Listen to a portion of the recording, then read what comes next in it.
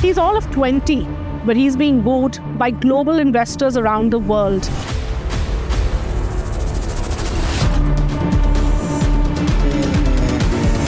Technology that really changes the way people live. That feels like the world would be different if this did not exist. We want to usher in a new era where you think about deliveries entirely differently. If one person can do 20 times as many deliveries, we're going to create a world where there are 100 times as many deliveries. Weight comes down to less than 5 kilograms. That is super light. Cool. Very, very cool. So you're seeing a 30x weight reduction. And what we find is that leads to a 20x cost reduction. Because again, it's energy. Energy is mostly linear. It's just insane how we are like a tiny speck within a tiny speck within another tiny speck. We want to create a world where the cost of delivery starts to feel meaningless. And I mean, what better consumer market than one with, 1.4 billion people? I mean, you were in school. You were all of what, 15 or 16 when you started thinking about this? Tell us a little more about that moment when you started building it out, when you started experimenting. Where did this journey begin? I want to leave my mark on the world.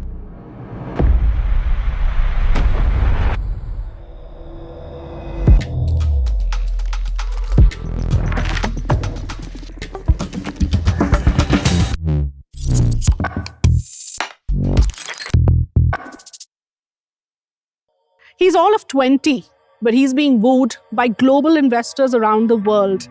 The company that he's building, Airbound, is a deep tech company building drones that's now one of the hottest startups, not just in India, but perhaps around the world. Such a pleasure to be here in the outskirts of Bangalore to talk to Naman Pushp. Naman, thanks for spending time with us. Great to have you here. First, tell our viewers, what is Airbound all about?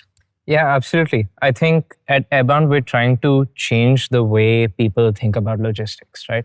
Today, logistics is seen as an operational problem because it's not actually about moving goods around. It's about moving people around. That's the difficult part. We're creating a framework where now you can move goods without moving people. Right. And that completely turns us from an ops problem to a physics problem. Physics problem, and you loved physics in school? Is Absolutely. that where it all began? Yeah, I think I was a big physics kid. I think I like being able to describe things. I think the magic behind physics and hardware is the fact that there's this intuitive sense that you have of things, right? You understand how different materials behave if you try to stretch and squeeze and deform. And physics really helps you get the rules behind that intuition. Mm-hmm. And I think the real magic comes in where once you deeply understand the rules, you can start creating things that use the rules that then break your intuition. And I think that's what we really do at Aribound. So tell me, how are you breaking the rules? Because you're possibly building these drones and we'll obviously be seeing these drones in action. But tell me, what makes these drones different? Why is it that what you're doing, no one else is able to do? I think it starts from, again, thinking about delivery as a physics problem. When you recognize that it's just mass moving mass, there's only two things that matter. The amount of weight that you're moving around and the efficiency at which you're moving it. Right? These are the two things that are very core to our philosophy. On the efficiency side, this is why we care so much about aerodynamics. This is why we built an aircraft that looks like this, that flies like a plane. The entire design that you see is because we redesigned the aerodynamics from scratch.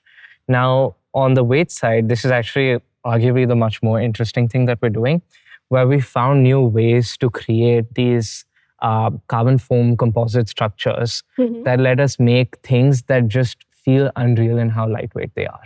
Wow. Right? It lets us create this drone. I mean, it's a 1.4 meter wingspan drone, almost as tall as you. Right. Not quite, but Yeah, it is. Yet the entire structure weighs about as much as my phone does. Okay, I'm going to hold it and see when we do the demo, but that's fascinating. And that's the USP you're saying, that it's tall, but it's light. Exactly, right? And these become the kinds of things that we describe as what breaks intuition. Because you're now creating structures that can manage kilograms of load, can fly in the air, can go through, thousands of cycles, yet are almost as light as printer paper.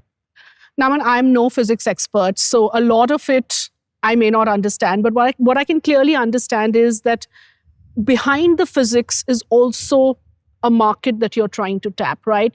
You're saying that you're using physics to solve a logistics problem. And your vision with Airbound is that these drones are actually going to be replacing humans in deliveries. Explain to us a little more about why you think this is revolutionary. Yeah, because I think a lot of this, and we can look at things that have come before it, right? There's a lot of hesitations around, oh no, what's going to happen to employment, right? What changes here? I don't think that's what we're doing here, right? We're not trying to say that, hey, instead of, like we want to take away people's jobs or do anything like that. We want to usher in a new era where you think about deliveries entirely differently. I want the way of, delivery drivers to feel like the way of phone operators, right? The volume at which we make calls today, if you needed a person to connect your call to another line, just would not be physically possible. I want to create a world where that is the way we think about moving things around, where we are moving around, billions, if not trillions of items around every single day. And you cannot sustain that, right? What we're doing is that we're enabling people that used to be delivery partners to now manage and operate these drones, right? To leverage them to do more. And the idea is that it's because there just will be more deliveries. If one person can do 20 times as many deliveries, we're going to create a world where there are 100 times as many deliveries. Right. So drones for deliveries is the market you're tapping. And tell me a little more about the cost efficiency around it, because the immediate question is, how do you make it cost effective? And you've been talking a lot about how you want to do it at a certain price point that makes it absolutely viable and creates that market out there.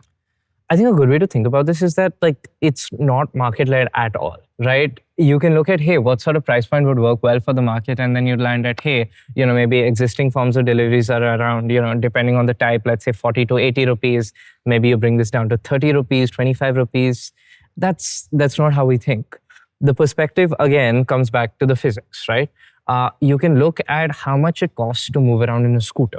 Right? This has generally been a well-studied number. It's around 1.5 to 2 rupees per kilometer, right? Now you can reframe this to say that 2 rupees per kilometer is the energy cost of moving around 150 kilograms of mass, right? Because, scooters heavy, people are heavy, that's the whole thing.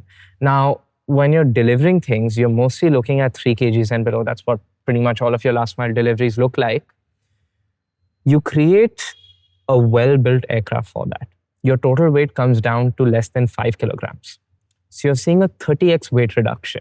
Wow. And what we find is that leads to a 20x cost reduction, because again, it's energy. Energy is mostly linear. So the magic lies in the weight reduction, and that's what you've achieved with these drones. Exactly. Naman, let's go back to where it all started. You were in school. You were all of what, 15 or 16 when you started thinking about this? Tell us a little more about that moment when you started building it out, when you started experimenting. Where did this journey begin? I think I've always sort of had this one core idea in my life that I want to make the largest impact I can. I want to leave my mark on the world, right? I think I've seen a lot of videos about the scale of the universe, and it's just insane how we are like a tiny speck within a tiny speck within another tiny speck at the scale of the universe. And I feel like if one of these specks can actually make the tiniest possible movement, something that can actually be felt over however many, millennia at a cosmic scale, I think that's magical, right? And I would like to be one of those specks. I love it. And this is your thinking when you were 15. Yeah, I think I was a very existential kid. I realized early on that I want to be that kind of inventor. I want to create a technology that really changes the way people live. That feels like the world would be different if this did not exist, right? And as a kid, I thought that path was really academic in nature. You go to college, get a master's, get a PhD, and in fact, up until I was 15, that's what I wanted to do. And then all of a sudden, I sort of discovered this path of entrepreneurship, of sort of deep tech companies where, this plus robotics and a few other exposures made me realize that I don't actually need all of these qualifications to go out and build things, right? You can just learn, you can just do things. You don't need a degree. So doing things on the job versus attending college, you don't think you're missing anything. You're very excited about the way. And of course, the evidence is in the way you are today. I would say in many ways, the darling of the investor community. Everybody is wooing you. But this is a path that you felt was almost natural once you started building out these drones? I think that's a great way to put it, right? A lot of people ask like, oh, what courage did it take to not go to college? It must have been a hard decision. But it generally didn't feel that way, right? It just feels like, this is the natural next step forward. I've built something like this. I would never, well, yes, I think while I was still in school, Airbound was never anywhere close to the level of seriousness that it is today. It was just basically a one-man show, just a few people helping me out, but I was kind of running everything myself. We still had potential, right? And I did not, there was nothing that would make me willing to give up that potential, right? And the allure of college was just not sufficient there, right? I think I've had a much sharper learning trajectory doing this. Yeah. I've been able to grow in many different areas. It's just both in depth and in breadth. I think this has been a much richer experience than traditional education would ever be. And hey, if I went to college, I would still be in college. I wouldn't be here talking to you. That is true. And let's talk more about Airbound, Naman. Where are you at right now in terms of building out Airbound? Your vision as well as the reality. And that's how you like to describe it, not a drone, but a payload aircraft, correct? Is that what it is? And while when you started probably experimenting in school with this in your labs or at home, wherever you were building this out, you did not think of that vision. But today you're saying with these payload light aircraft / drones, you can bring down the cost of delivery and these can actually be put to commercial use. And that's ultimately what you're seeking to build with Airbound. Absolutely. And while that vision wasn't there when I started things out, I think it all comes from the same principles, right? I think great engineers, and these are the kinds of engineers we strive to hire at Airbound, always they want to build the best things possible, right? I think the beauty of physics of engineering is that there is an optimum, there is a right answer. Yeah. And so you always want to move towards that optimum. I think reality kicks in and you realize that, oh, no, you can't actually do this.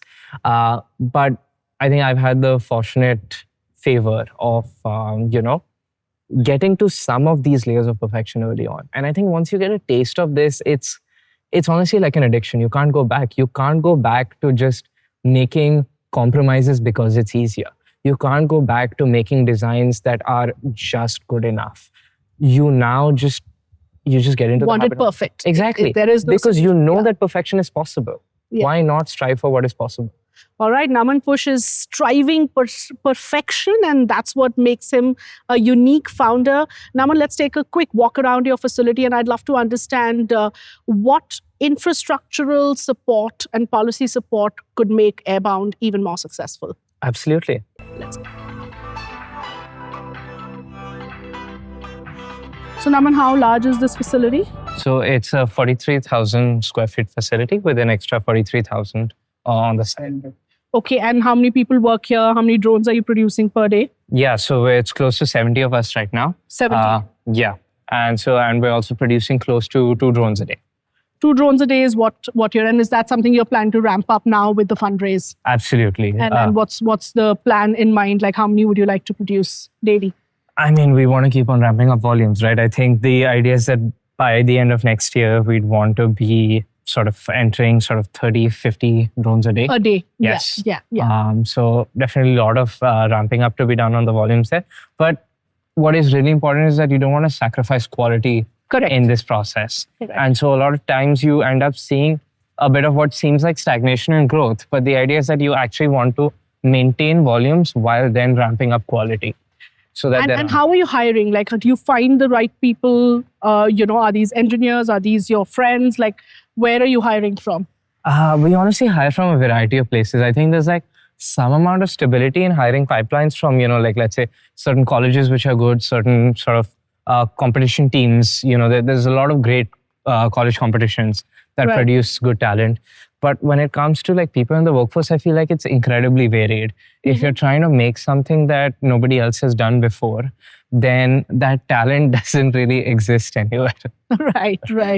All right, Naman, we're going to step outside now, have a little conversation around policy, and then finally the most exciting part, see the drone in action. Absolutely.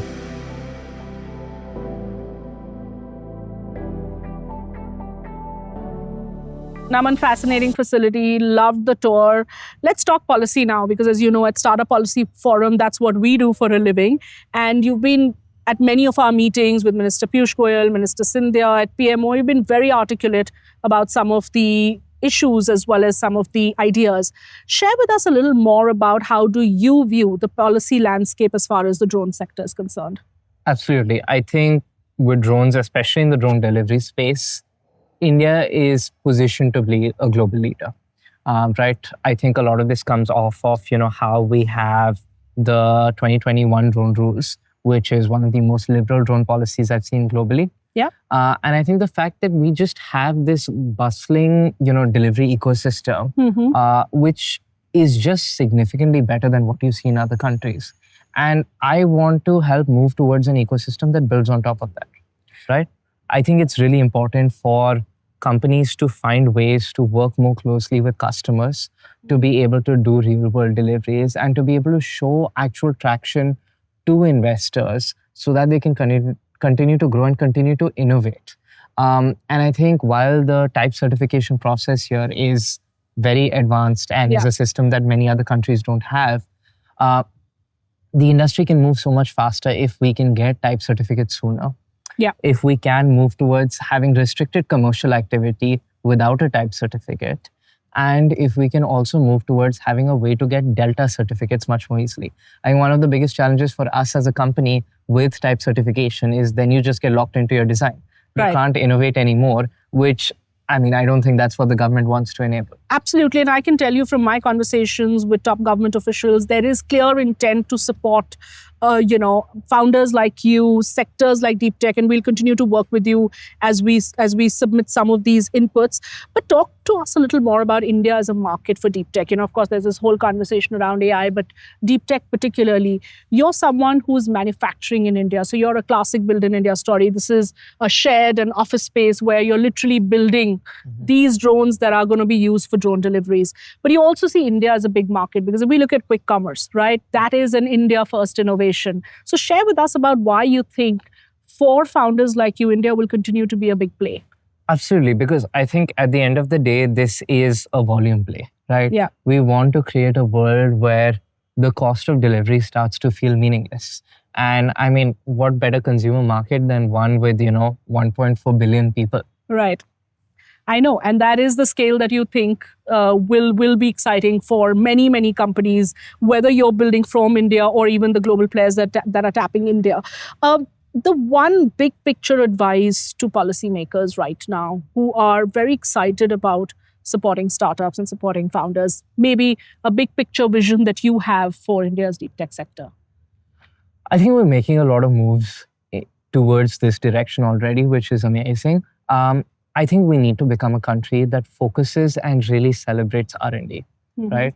I think the challenge with early, burgeoning sectors like drones is a lot of traditional incentive schemes like PLI just don't really kick in till you have sales. Yeah. I think for deep tech to work, for deep tech to be truly incentivized by the government, there need to be policies that provide support and additional assistance to these companies even before they're in the market. Because for a lot of us, it can be, a 10 plus year journey till you start to see actual revenues. For you right now, customers are already kicking in. You're already doing a pilot with Narayana Health. Tell us a little more about how that's working. Yeah, absolutely. I think we hope to be starting the pilot soon. Right. I think there's a lot of excitement there. There's a lot of things that do need to be figured out. A lot of small details like, just understanding what do the pickup drop-off zones look like, how are we getting the right permissions in this area.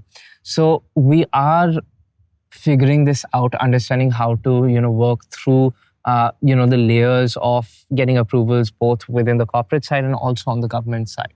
Yeah. And I think just, process, the more frictionless it gets everywhere, the better. And Naman, there is no better way to do this than continue to have those critical conversations with the right stakeholders in government. And we're very glad that you are doing a lot of that. And we at Startup Policy Forum are very excited to support you in this journey. Time now to start the demo and take a look at how this wonderful piece of engineering actually works. Let's Absolutely. go.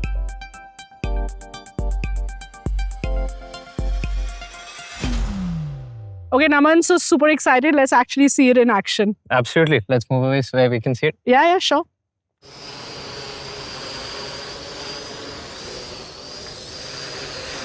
And so what's the height it normally takes? So it typically transitions at about 30 meters. Yeah.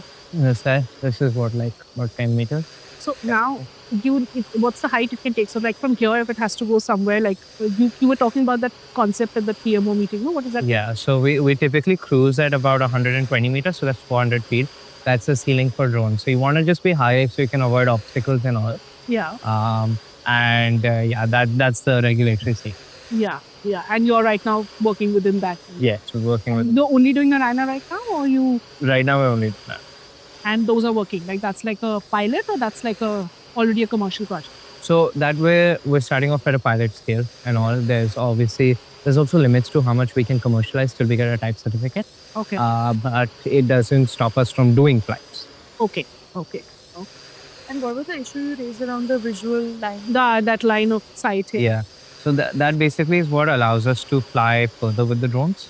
So right now we're a bit limited in our range because we're still doing things within visual line of sight, right? Which is so it's generally accepted to be a 2 kilometer radius from where an observer is. Okay, this is such a beauty. And a lot of labor of love, clearly, Naman, in building it. Tell us all about the parts and what goes into making this drone just perfect for drone deliveries. Yeah, absolutely. I think the first part that usually comes out is the shape. Yeah. Right? This is a blended wing body design. So this is similar to a lot of the next generation designs that you may have seen come out of Boeing and Airbus. It was part of originally popularized in a 2004 academic paper made by Boeing that was on this new concept for what an airliner could look like. So and you studied all that, all the aerodynamics, everything around, and you studied that paper before you built this out. Absolutely, right? You kind of understand what were the core principles behind it. I mean, the simple thing is very easy to understand. Most planes are it's a tube with a bunch of wings. Mm-hmm. The wings are what really generate the lift. The tube doesn't do much of that. Mm-hmm. If instead the entire aircraft, including the fuselage, could be generating lift, that's much better. Obviously, a gross oversimplification, but that is kind of that's like the summary of what it is. And it works exceptionally well for this tail-sitter type design because, again, if the drone wants to take off vertically, you can't really do that with, this, again, tube and wing type design. You can't imagine a plane taking off vertically. Correct. The way you see our drone do. The beauty is in the details. The beauty is in the perfection. Naman, you said it's super light. Can we lift it? Yeah, absolutely. What does the whole drone weigh? So if you're looking at the full aircraft, including payload, it's 2.5 kilograms. Okay. If you remove the payload, it's typically around 1.5 kilograms. But if you just have the structure itself, so no motors, no batteries, no electronics, just the carbon fiber, that is 350 grams. 350 grams, that's it. Yeah. Wow, I want to lift it. That is super light. So can I try? Yeah, absolutely. Okay, all right. Oh, it is very light. Yeah. Very cool. Shubhangi, try? Yeah. Oh, yeah. It is super light. Cool. Very, very cool. Naman, hats off to you and such an inspiration, clearly, to so many people. My one question to you is, you typically talk deep tech. You typically talk about, such advancements in science and technology. And your vision is of perhaps a founder who has a PhD or a double PhD.